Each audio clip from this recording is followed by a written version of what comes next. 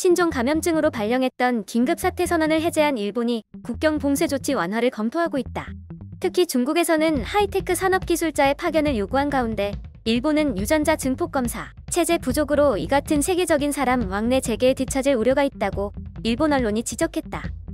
3일 니혼게이자이 신문에 따르면 일본 의무성은 중국으로의 도항 중단 권고를 내렸으나 강제력은 없어 기업 관계자들의 출국이 차츰 이어지고 있다. 한 반도체 장비 기업은 중국 고객 업체로부터 코로나 전보다 비용이 2배라도 3배라도 상관없으니 사람을 보내달라는 요청이 잇따르고 있다고 전했다.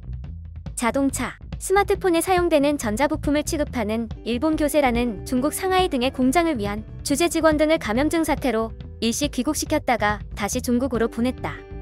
장수성의 공장을 가진 무라타 제작소도 이달 중으로 주재 직원을 복귀시킬 방침이다. 후베이성 우한시에 사업소를 가진 일본계 자동차 기업들도 지난달 말 공동으로 전세기를 보내 주재 직원들을 복귀시켰다. 하이테크 분야에서 중일 관계는 두텁다. 반도체 장치 부분에서 일본 수출의 36%는 중국이 차지하고 있다.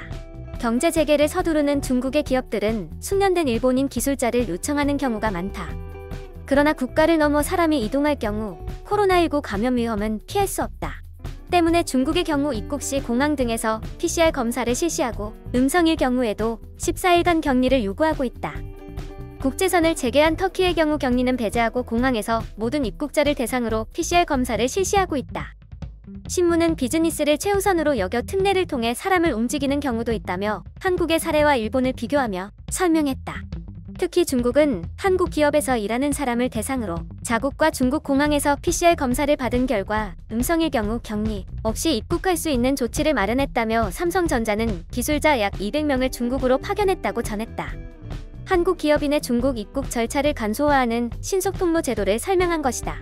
신문은 이어 신속통로 제도가 왜 일본에서는 이뤄질 수 없는지 설명했다.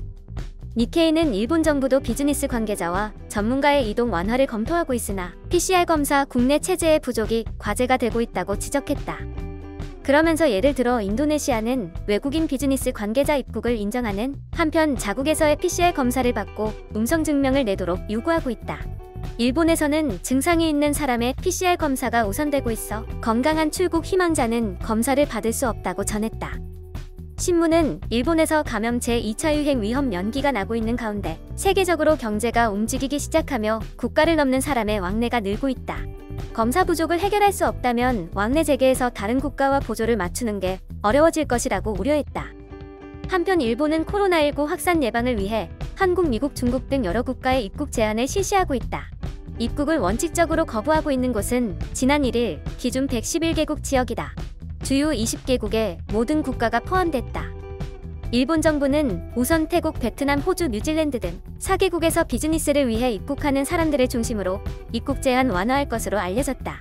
하지만 한국, 미국, 중국에 대한 규제는 당분간 계속될 것으로 전해졌다. 영상이 도움이 되셨다면 좋아요와 구독을 부탁드립니다. 시청해주셔서 감사합니다.